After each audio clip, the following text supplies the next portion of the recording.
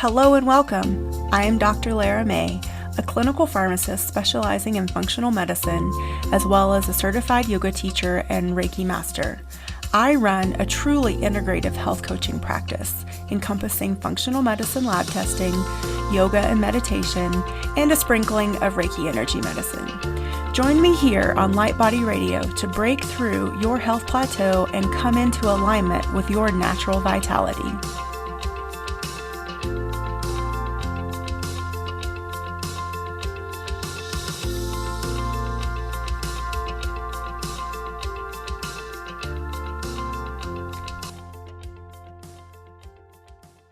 Hello and welcome to another episode of Light Body Radio. I am your host, Dr. Lara May. And today I have with me a special guest, Dr. Melissa McDonald, or Dr. Mac, as she likes to be called. And she is a specialist in sports chiropractic medicine. And she has spent 2 years of specialty training in human performance. And she focused her research on clinical skills of specific testing and treatment protocols. Additionally, Dr. Mack served as the team clinician for the Minnesota Vixens, a professional women's football team, which I think is super cool. And they won their conference championships in 2018. Dr. Mack is the chief medical officer for River City Rhythms, a Drum Corps International marching band, the team chiropractor for Minnesota, is it MN Roller Derby? Yes, she's shaking her head at me, yes. And the team chiropractor for Minnesota Pride. Dr. Mack has achieved both international and national certification as a chiropractic sport provider. She is a speaker on sport chiropractic issues in the United States as well as abroad. And she is the host of Mac Performance Podcast, a health and wellness podcast that will whiplash you into health, which I love that. Welcome. Oh, thank you for having me. I'm excited to be here. Awesome. So tell me about sort of, we just went through all your specialty, sports chiropractic achievements. How did you come to be so passionate about this area of chiropractic medicine specifically? So while I was a student, actually, I decided to become an EMT to help get some extra money in. There's a lot of per diem work within that realm. And one of the easiest things to do is work on sidelines. So the first sideline I worked was a senior national games, which is basically Olympics for the 65 and older. And the oldest athlete competing was like 109. And I got to work triathlon and archery and bowling and golf and just all these different events watching these phenomenal athletes. And if there was a major trauma, like a compound bow exploded and lacerated an arm and tourniquet and all the fun things, I was like, I got this. But if there was a minor injury, like a sprain or a strain of an ankle or a shoulder pain, I didn't feel confident in the skills that I had been taught in school to fully diagnose, treat, and rehab that. Because ultimately, chiropractic has been traditionally thought of as a spine specialist, which we are, and our school gears us to that. And we lightly learn the other areas of the body. But I wanted to become a more in-depth, knowledgeable provider. And that's when a sports fellowship opened up at the school I graduated from. Now, residencies and fellowships within chiropractic are not very common. Mm-hmm. The most common one would be a radiology residency. So there are specific diplomated chiropractic radiologists that all they do is read x-rays, read MRIs, read CTs for chiropractors, because although they read them from the medical perspective, they do add indications, should this person be adjusted or not based on their clinical presentation, and gives a little chiropractic spin to it. There's also diplomates in pediatrics and geriatrics and internal medicine, and they're just not as common. Probably the two most common are the radiology and the sports. And once I got into that fellowship and I really started looking at understanding rehabilitation, working with my athletes, and fully going into the joint by joint of what's going on in the body, it really changed my clinical practice. What is an ethical chiropractor, and how would one find a specifically ethical chiropractor? Because there are a wide variety of practitioners out there. And even in my own personal realm, I am a huge fan of chiropractic adjustments and modalities when it comes to my own health and healing. But I've definitely had some really great ones and some not so great ones. So, um, give us a little, insight on that. So, an ethical chiropractor is a term that I've coined when it comes to what do I feel, what is a patient centered chiropractor when they're really focused on getting you better and getting you out the door faster. And big things that the research has found and evidence has supported is that really chiropractic really great for musculoskeletal conditions. So if someone's claiming to treat autism or claiming to be able to work outside the musculoskeletal condition, and only uses chiropractic care, I get really, really concerned. The other thing is that for a musculoskeletal condition, combined with a home rehab program, it should only take 8 to 12 visits to resolve. So if they're selling you 20, 30, 60 visit treatment plans up front, I have major concerns with is that what's best for your body? Because that's not been supported and needed when it comes to traditional research. And there are some techniques that are like, look, I have the research. And then it's like, look, I have the research that says your research was done badly. So what's going on here, guys? And the other thing that's a big clue to me is x-rays. You do not need an x-ray to see a chiropractor, but it's a really easy way for a chiropractor to scare you into a large treatment plan because most individuals don't know how to read an x-ray and just have to take what is being said as face value. And there are things that we say as providers that become nocebos. Nocebos are the opposite of a placebo, where a placebo makes you feel better, a nocebo makes it worse. And when we're using terms of degenerative disc disease, when we're using terms of twisting of the spine, when we're using big, scary terms that honestly, degenerative disc disease is a sign of normal aging. We're starting to call it the wrinkles of the spine. Just like you get wrinkles on your face, we can't prevent the wrinkles of your spine, and it shows you've lived an awesome life. That's how we should be discussing degenerative disc disease. And yet people hear that and they're like, oh my God, I'm disabled. I'm going to end up in a wheelchair. I can't move. And that's when a non ethical chiropractor goes, but I can help you with this 60 visit plan and I can make sure that it doesn't progress. That isn't patient-centered care.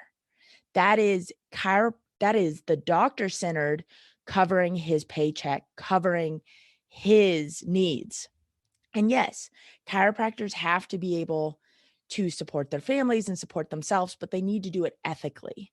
And that's where I recommend 2 things to look for within a chiropractor. One, there's a great resource called the Forward Thinking Chiropractic Alliance. They actually have a provider map that has providers across the world that fit the paradigm of short treatment plans based on your individual needs, because not everybody needs the same thing, and they also all use some form of rehabilitation. Or I use the Factor provider network, which factors the functional and kinetic treatment and rehab. I'm sorry, they love their acronyms. And Factor covers more than just chiropractors. It's physical therapists, it's massage therapists, it's athletic trainers. It's everyone within that realm that, again, uses rehab. Rehab, when combined with a chiropractic adjustment, is where we're seeing the best outcomes for our patients.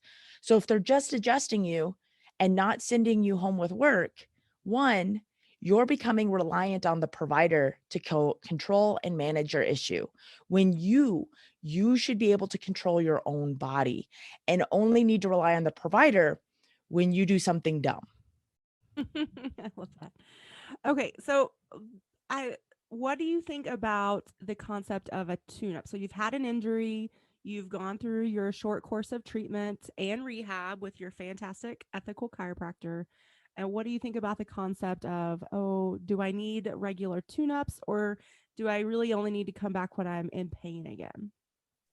So I think that really kind of depends upon what you're doing. Okay. Because when I'm dealing with athletes and specifically my football players, my roller derby skaters, and my drum corps athletes, where they are brutally beating down their body every single day, Mm-hmm. they're going to need, for lack of a better term, tune-ups because they're beating their body down. They're taking hits. They're doing things that are causing their body to feel crummy.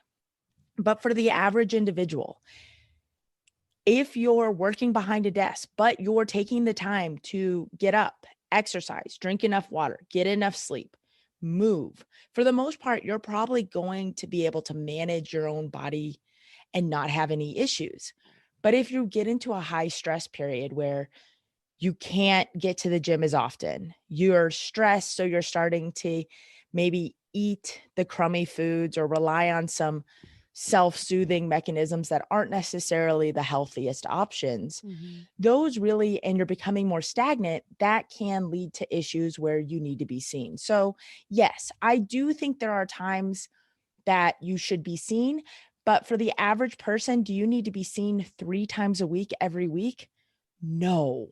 And that's what I'm seeing a lot of times with our unethical individuals Mm. is they're doing 3 times a week every single week. I have athletes, or well, I call all my patients athletes. So whether they are a traditional athlete or if their athletic event is playing ball in the backyard with their kiddos, I call them an athlete. And I try to get them in that mindset. So I have some that just come in once a month. They lift, they train, but they have a sedentary job. They do everything right, but things just kind of feel off once a month. Cool. Mm-hmm. They come in once a month.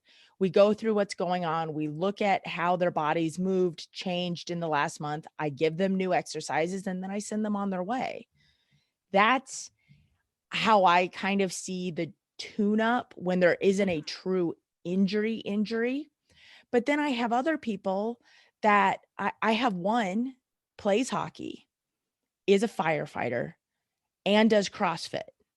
It's a dime a dozen each week which one caused the injury. Oh, for sure. Yeah. That's just an intense lifestyle. I mean, and it's an active lifestyle, which is fantastic. But yeah, I would consider my husband to be in that same boat. He's a skier, professional skier, and he loves to snowmobile, and he will push himself even on days where he knows he needs rest. And he works construction. So that's also, very high intensity, just daily life. So yeah, absolutely. Okay, so the next question, speaking of those, actually those two specific examples that were both men. So let's take it to the female side of things. And do you I'm actually going to stop you. My okay. firefighter's a female. Oh, awesome. That's even better. That's even better. So being that said, do you see more injuries in females than males, or is it do you think that's way too simplified? What do we, and then once we are injured, how do you see our recovery going in terms of the differences? So I'm going to just start with, are injuries more frequent in female athletes? Because that's a can of worms unto itself. Okay. And it's dependent and sport specific, but the bottom answer to that question, kind of the universal thing we are finding across the research, is yes. That's interesting. Specifically, so when we're looking at comparing NCAA soccer players, so male to female directly, we see a higher frequency of concussions within female athletes.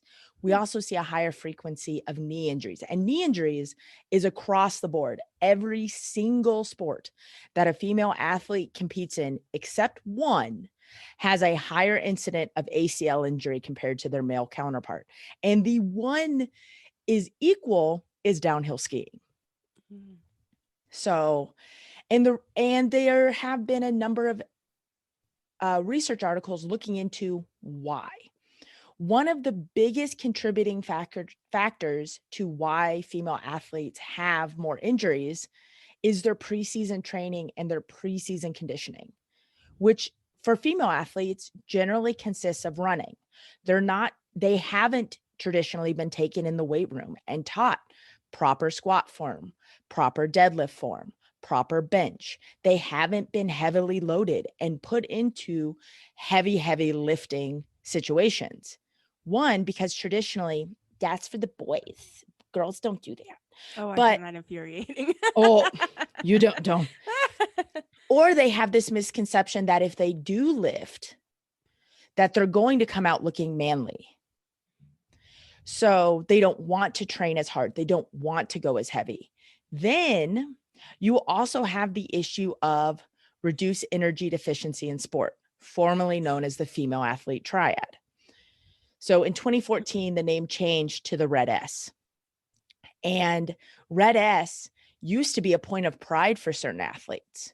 So the female that was the runner that'd be like, I've ran so hard, I've worked so hard, I've lost my period. I no longer have a menstrual cycle. And they'd be like, look, I've trained so hard, I've reached there. Oh, great. You've now put yourself at higher risk for stress fractures, for osteoporosis, for depression, for anxiety, for frequent injuries that don't heal. Like, congratulations. Like, what are Yeah, you doing? that's so bizarre. And a coach that's letting you do that as an athlete. Because we didn't understand back in the day what we were actually doing. So it became a point of pride for athletes that have achieved this leanness. And it's like, no, bad athlete. It is. Now, other things that have contributed specifically to the knee injuries, they've also looked at hormones. When we look at male athletes, their hormone cycle daily. Female athletes cycle traditionally or on average 28 days. The problem is we've only ever looked at for a while how estrogen progesterone affects the boobs and the uterus. We've been thought of as a bikini and not actually look at how those hormones affect every single tissue in our body. Or how So, about the adrenals? oh God, yes. So estrogen specifically softens our ligaments. It gives us more energy. So we're more likely to like push harder through things. And then at ovulation, we actually release the hormone relaxin, which is traditionally only thought of in pregnancy. And it makes our ligaments looser. So this can put you at a higher risk for sustaining some form of knee or ligament tendon injury. Then progesterone tightens everything down, but it also lowers your energy, and then but it increases your ability to develop musculature. It's mind-boggling. So what I tell people when I'm working with my female athletes, 90% of what you do with them compared to a male athlete is the same. But there's that 10% tracking hormones. So specifically what day of what hormone they're on, and then playing with their training methods with that. So maybe one week we're doing certain strength and conditioning based on this, but the next week we're working on this, and it's all based on their hormone patterning. On top of that, from my perspective, how am I going to do risk injury reduction activities? So maybe we figure out with certain athletes at certain points in their menstrual cycle, they lose the ability to know where their knee is in space. So they lose proprioception. Well, what can we do to increase proprioception? So those are the type of activities we start to play with to reduce injury risk, because sadly, there's nothing we can do to prevent it. But my experience specifically with the Minnesota Vixen, the 2 seasons that I ran their preseason conditioning while I was in my 2-year fellowship, 1 year we had comprehensive access to weight training, comprehensive access to a gym that I could push them through movement, loading, plyometric activities, and just comprehensively train them. That season we had 2 ACL injuries. Both were prior graft failures. Then on a different season, I didn't have access to the weight training. So we did everything else minus the weight training. I had 6 ACLs. Majority of them occurred in preseason. like before they even had their first game. And I was furious. So we reviewed tape, did some additional exercises or additional training and activities, looked at Mhm. what the coaches were doing, made sure they were doing breakdown training. For those who don't know what breakdown training is, it's making sure that you square up prior to changing direction so you don't expose your knee to excessive Mhm. uh, Makes sense. positional forces. And that helped. But oh, if I had had the weight room, Yeah. I wonder if we would have had those issues. So that's where, from a standpoint, even if you're not an athlete, you might be going, cool, I don't run, I don't do cutting drills, I don't do blah, blah, blah. There's still a benefit to weight training as a female Oh, for sure. because all our bone density is basically done being created by the time we're 30. And then from Yeah. then on, we're just losing density. Well, how do bones gain density? Load. How Loading, do we yeah. get the best load? Weight training. Yes, yes, yes. This is one of the things I'm passionate and vocal about too. And I did grow up as an athlete. I grew up as a swimmer, and I was an NCAA athlete for my first year in college until the balance between the academics and the sports got to be too much. But yeah, it's amazing to me. I feel like I was lucky in that later on in high school, I was exposed to the weight room, which I do feel lucky about. And then it continued within the NCAA realm. But you're right, there is a lot of like, okay, females train this way, males train this way. And there is a difference, like we just talked about. But I think also too, like I feel and it's evolving and that's great. But coaches, I think really need to take more responsibility for their athletes and it's being an athlete tunes you into your body just by nature of what you're doing. But if we could take that a step further and even if male coaches are uncomfortable, they could pull in even an assistant coach that's a female or enlist a chiropractor that is in tune with these and really have those female athletes tune into their cycles. And that little bit of education and awareness could go so far, not only within the athletic realm, but then further on in life too. Maybe obviously like when you're out of college, but it's really important for women to still be in tune with the cycles. Are they having them? Are they not? Maybe they're not later on in life because they're on hormone replacement therapy, which can be both good and bad depending on how you're approaching it and what you're doing with it. So, yeah, I love that. And for sure, especially later on in life, I don't think there's a time when a woman shouldn't be weightlifting. And it doesn't have to be crazy balls to the wall. It doesn't have to be CrossFit, because I love CrossFit, but I do feel like again there's extremes. you know. And so I think that there's just so much more education we can do as whether or not we're the practitioner that's also an athlete and or we're just trying to prevent osteoporosis in our female patients and clients. Oh, I mean, you bring up a huge gap in the resources to our female athletes, which is there are very few female coaches. True. Yes. Yes. I I I never had a mean, female swimming coach ever. No, yeah. wait, not true. I did in my club. So I swam club also growing up, and I had one female coach in that club environment, but all my academic coaches were male. Mhm. And that's a huge gap in what is accessible. So I'm happy to see that there are even shifts within male sports that are starting to have female athletes. Like the number of female coaches this year in the Super Bowl and the actually having a female referee, like, oh my God, look, Yeah. you can do it. Yeah, And amazing. majority of the female coaches that are coming into the NFL are from the WFA, the Women's Football Alliance, which is the league the Vixen play in. The Coach Lowe, which is the assistant defensive coordinator for the Tampa Bay Buccaneers, is on the advisory board for the WFA. Awesome. These are women that are coming off the field and are coming with their experiences. And I think this is the thing. Like people are like, oh my gosh, there's female full pad football, not the lingerie league that exists. Yeah.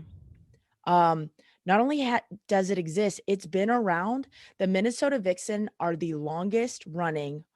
They are original foundation team, and they've never not had a season minus the pandemic. Mm. And this is their 23rd year. 23 years it's existed and you've never heard of it. That's so frustrating. There are over 60 teams across the country that play and compete. There is a US national team for football that competes in the world games because it's a world game sport where people from across the world play. Like, That's this is awesome. so much bigger than we realize. Yeah. Yeah. We need to, to think about that marketing. Oh, so whenever I can, I bring it up. But when it comes to lifting, like I'm probably one of the more psycho lifters. I'm not a CrossFit athlete, but I am currently training to get to 1,000 pounds. And Wow, what, cool.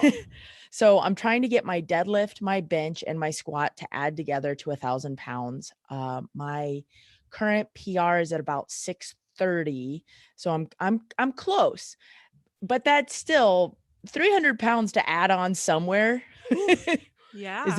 doozy of a task, but that's what I'm working for because yes, I am over the age of 30. Yes, I'm not adding any more bone to my bones Mhm. per the research, but I also by loading, my bones are going, "Oh crap, we can't go away. Go away, osteophytes. I want to keep our bone density because this psychopath is putting too much weight on us." So it's helping prevent the loss. So Yeah. yes, weight training throughout your life is huge and beneficial. And there are some phenomenal bodybuilders. I'm thinking of this one. She looks incredible.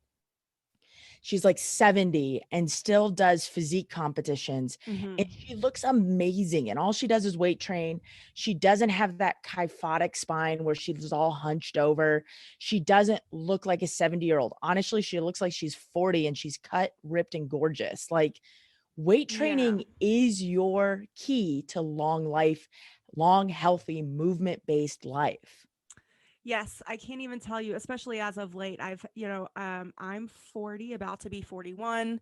I work with a lot of female clients and patients that I would consider them contemporary of my age, give or take 5 to 10 years. I can't tell you how many women I have come to me. Well, what else can I do to lose weight? Okay, what are you doing for your movement practice? Well, I don't want to run. That's fine. You don't have to run. There's so many other things, but are you weight training?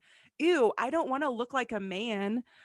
Oh my God, you're not going to look like a man, but you know what? You need muscle mass. Muscle burns more calories than fat does. And you need it to prevent bone loss because I think there's this huge information and education gap too, just about how our bones regenerate and grow and break down. And it is a cycle. And like we talk about the cyclical growth and breakdown of so many cells in different parts of our body, but I don't really think that there's that much conversation about bone growth and breakdown.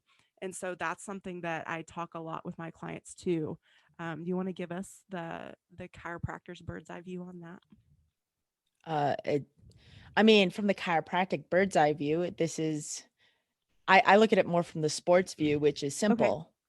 Lift weights, you'll Yeah. be healthier. If you want to do cardio, lift weights faster. Yeah, right? I am the antithesis of the anti-runner. I'm I hate running. I actually grew up as a competitive swimmer as well. But then we moved to Michigan away from all the pools and I stopped competitively swimming. Otherwise, I probably would have gone on to college as a swimmer. And it's one of those things like, yes, swimming is super healthy because it's non-weight bearing, but it's also detrimental because it's not weight bearing. So Mhm. you have to have some form of load. And if you hate running, you hate doing cardio, oh my God, the elliptical is the bane of your existence. Cool. You don't need it. Go into the gym and lift weights. And if you're not comfortable, almost every single gym you have has trainers. Get with a trainer, have them work with you, give you a basic understanding of what you need, and understand A lot of it comes down to mental blocks when it comes to the amount of weight you're lifting. Yes. And you need heavy load, and you're not going to come out looking like this crazy ripped Arnold type of person. One, you're only going to get there if you're training 8 hours a day, consuming hundreds of grams of protein, Right. Yeah. and probably being on injectable testosterone. Because without the testosterone, you're not going to build the muscle the way a male athlete does. And in fact, a lot of the male athletes still have to use testosterone to reach those massive, massive sizes. So, Mhm. what you're going to do is actually tone, and that muscle gets hungry and it's going to gnaw through that fat, and it's actually what is going to help you slim and lean down. But muscle does way more than fat. So we just need to step away from the scale.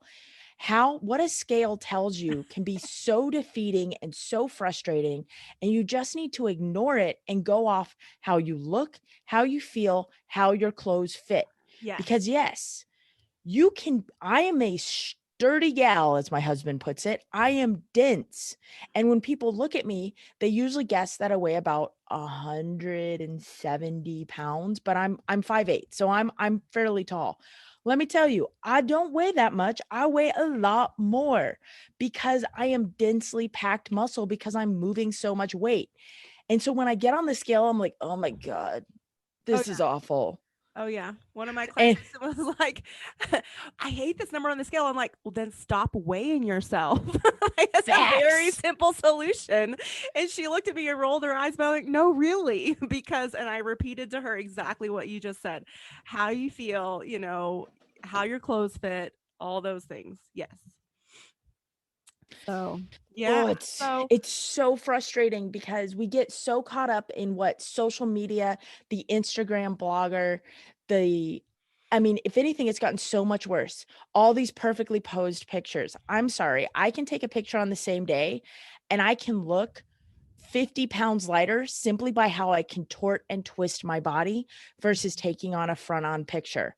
They're all posed, lighted, and mysteriously edited to make themselves look a certain way. Do not believe what you're seeing in photos. You have to go off what you're feeling and how you're moving. And if you're feeling fatigued and crummy and not being able to do the movements you want, then you need to change your activity and work with someone who's educated, whether that be a coach, a trainer, a chiropractor, a physiotherapist, someone that is advocating for you in your movement to get you to the level you want to be at. yes, yes. I feel like one of the worst offenders is the Western medicine BMI. And with you just going into the direction of your muscle mass and what people would think that you weigh versus what you actually weigh, I totally relate. Again, being a lifelong female athlete, thank God I have more muscle mass than the average female. But also, when I go to the doctor, the one of the first things they want to tell me is maybe you should think about losing weight. I'm Oh, sorry, my jean size is between a 4 to a 6. And just because I weigh like 160 pounds, I'm only 5'4". So my BMI is skewed, but I have a fair amount of muscle mass. And yeah, I mean, I could probably lose a little bit more body percentage of fat, but I mean, would like it be again, healthy? Would it be healthy exactly. for you to lose that body fat because you Exactly. need the fat for hormones and to feed your sorry, No, no, you're yeah, go. you're Preach, you're woman. oh, here we go. Buckle up, listeners.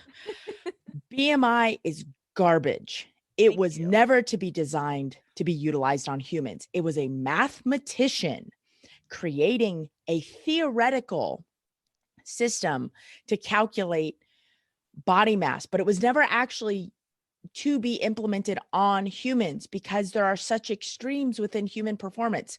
So most athletes that have like 2 to 3 body fat percentage that are sheared down. So when you see like those physique athletes, their BMI puts them in an obese category too because they're so dense. But if they lost any weight, they would die. Like my BMI puts me at an obese category 1. I think my BMI is like 32. Oh, the horror. Yeah, right. Okay, cool. I don't have blood pressure issues. I don't have cholesterol issues. I don't have diabetes. I don't have any of the things. And oh, you see that deadlift bar that's 250 pounds? I'm going to pick it up and throw it at you. Like, you have to take into account what you're doing. And yes, the health insurance companies have latched onto the BMI to determine what your risk is for your future expenses, meaning it wasn't even based off a medical choice, it was based off of money. Mhm. BMI should make you ragingly mad because it's going to determine your premiums. Mhm. So if you have a higher BMI, whether you are or aren't healthy, they're going to rack your premiums up because you've been determined high risk. BMI is garbage. Yes. Yes. All Sorry. right. No, don't apologize. These are the important conversations that need to be had more. And especially, you and I are both trained in a Western medicine, quote unquote, model. Me as a pharmacist, you as a chiropractor. But I think it's so imperative that as we grow as practitioners, that we also bring that knowledge to the forefront and to our patients and our clients and to our other healthcare practitioners, because it is important information, and school is important, but it shouldn't be considered gospel. No, school, I loved going to school. I'm actually now an adjunct faculty member at the school I graduated from.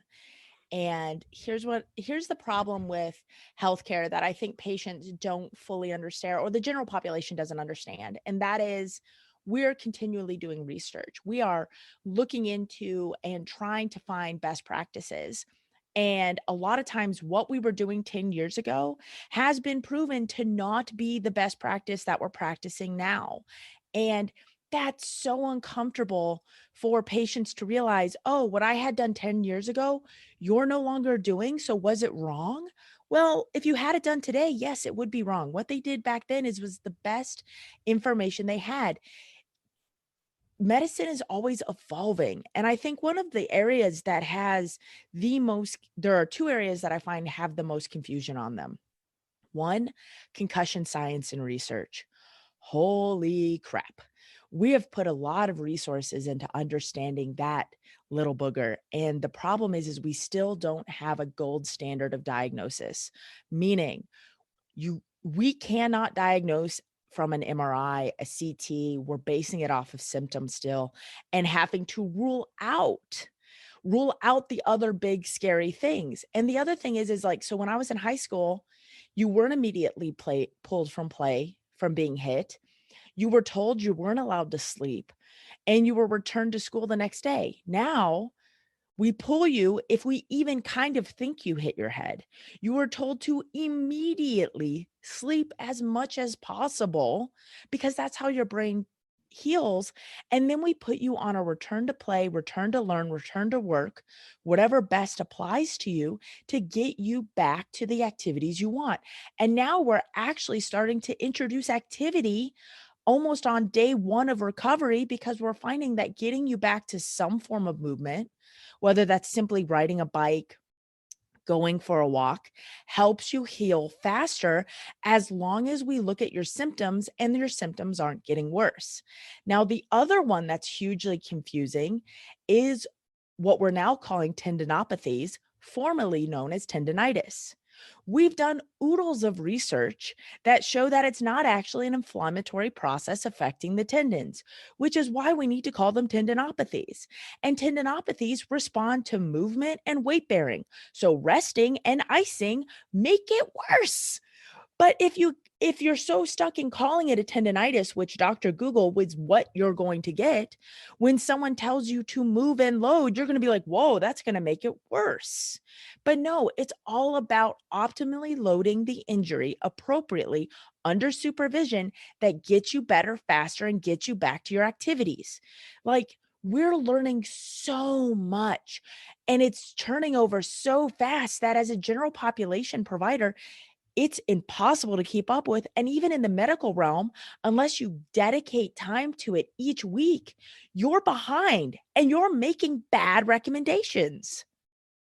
Yeah, I think that's why specialists are so important, but also that we come together and we talk about these things. And so, as a consumer and as a patient, and as a person that is looking for that provider, I would encourage all of you out there, and even if you're a healthcare provider looking for another provider to help you along your healing path, find someone that you resonate with and that you do see improvement with. If you don't, or yeah, if you're not feeling better and if you're not seeing the change that you want, then, ask questions, be involved, be an advocate, but don't be afraid to move on. And I will say that there is one issue within chiropractic is that anybody can call themselves a sports chiropractor without having had to go through the training or certification process. Mm. So if you want to work with a true sports chiropractor, you need to see some letters after the name. Yeah. Mainly ICSC. This is your International Sports Certified Chiropractor, or Internationally Certified Sports Chiropractor. There it is. CCSP, Certified Chiropractic Sports Practitioner, or your DACBSP, the diplomate in the American, oh, what is it? DACB, diplomate in American Chiropractic Board of Sports Practitioners. That's the next one I'm gunning for right now. Hmm. But COVID has delayed me because we can't have in-person testing, and that requires a 6-hour in-person assessment. So those are the 3 certificates that are going to give you a good indication whether someone is or isn't a sports provider. Then some extras, CSCS, Certified Strength and Conditioning Specialist, Factor, FAKTR. Those are also going to be good indicators if they have those letters. If you have someone that just is a DC and they're claiming to do sports, I would ask, what's their training? Yeah. Yeah. Don't be afraid to do some digging. If they have a website, great. Go on there, see where they were educated, what extra certificates have they done, what is their continuing education. Hopefully, they have some of that posted on. Because in general, I think as practitioners, we do gravitate towards some sort of specialty. I mean, there are the generalists, the intensivists, the in my realm, the hospitalists, those that are, internal medicine specialists, which we would consider generalists now, even though that's still a specialty. So, but in general, you should be able to find something that is in alignment with what you're looking for specifically. Exactly. That's one thing that I really like is our specialty training, is our ability to have that focal group. So yes, I treat everyone, but my primary focus is athletes. And a lot of times people who are active gravitate toward me simply because I have all the sports content on my website. And I've gone against some traditional marketing norms. Marketing norms, health and wellness care is green and blue coloring. My coloring for my website is red and gray. Like it is, and when you see red and gray, you think performance and sport. And I want that to be your first thought when you see me. That doesn't mean I am not going to take care of everyone. It is going to mean that if you come into me and you're a beer league hockey player, I'm going to focus in on making sure you can stay on the ice with whatever activity you want. And in Minnesota, I get a lot of beer league hockey players. That's awesome. All right. So, what else? We're coming to the end of our time. Have we not talked about something that you really want to bring light and attention to?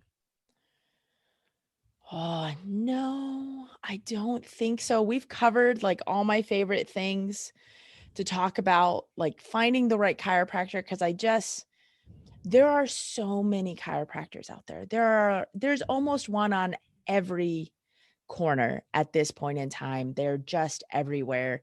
The issue is not all of them has taken the time to be Hmm. patient-centered and patient advocating. And I just want people to know how to spot who's going to take care of their family best, who's going to do what is best for them. And then from the female perspective, getting into the gym, it can be intimidating because a lot of times when you go into the weight section, there are only males there. And frankly, males in the gym are horrifically rude and awful, which, oh man. My favorite thing is to make sure that any of the males around me, I'm lifting heavier than them. That brings me a lot of joy. But it's one of those things that can be very intimidating, and the best way to get over it, find a friend and go lift with them. Find someone that is able to support you. You both can go into that area together and you guys can stand up for each other and get the work done. And ask for help. There are some phenomenal female personal trainers out there, whether you do it digitally online or meet with them in person, that can help you learn the skills to be a successful weightlifter and be able to move the weights to keep yourself healthy so that you feel supported. Yes, absolutely. And I think in conjunction with that is building your own healthcare team around you. So being that like a a chiropractor, a trainer or female friend that has experience with the correct form and way to progress through the weightlifting. Maybe a health coach or functional medicine practitioner or some sort of acupuncturist, something like that, so that you're getting the full circle of full support. I So yeah. completely agree. A lot of us are fine assembling a team for our finances. So we have our financial advisor, we have our accountant, we have our baking specialist, we have our people managing our money. There's no reason why we can't have a management team to control our health.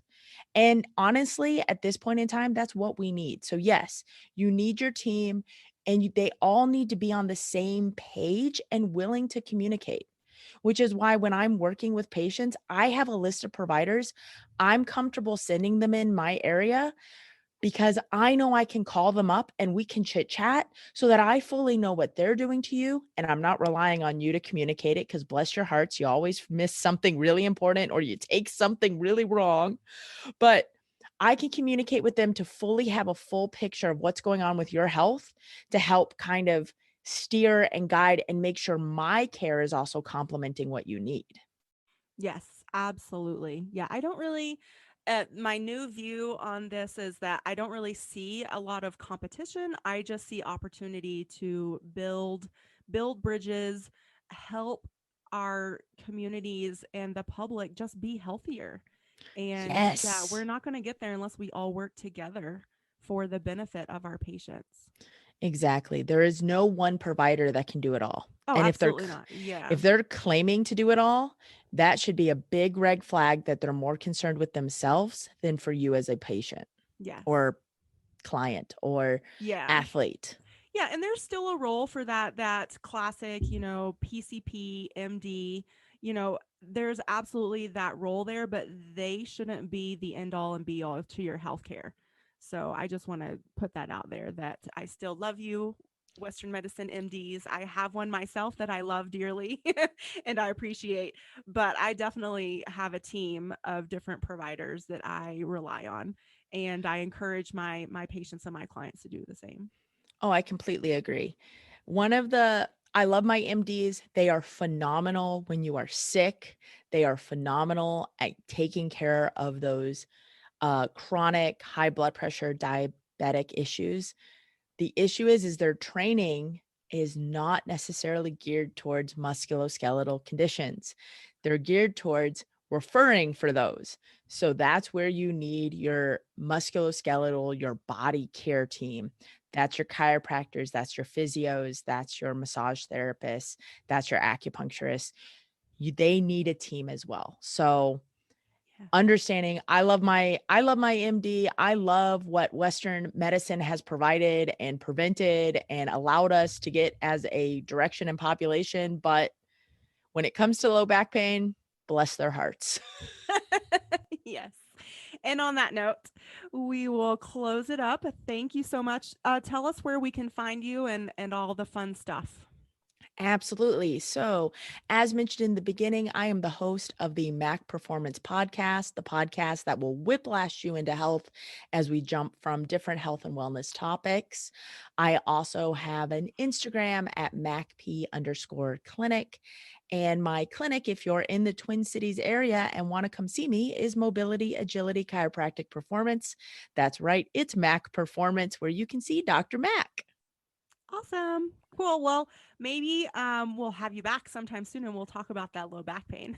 Oh, that's a can of worms. That It is a is, right? can It's of a worms. whole nother hour at minimum, I would assume. So, again, thank you so much. And we look forward to having you back. Oh, thank you. It was wonderful to be here.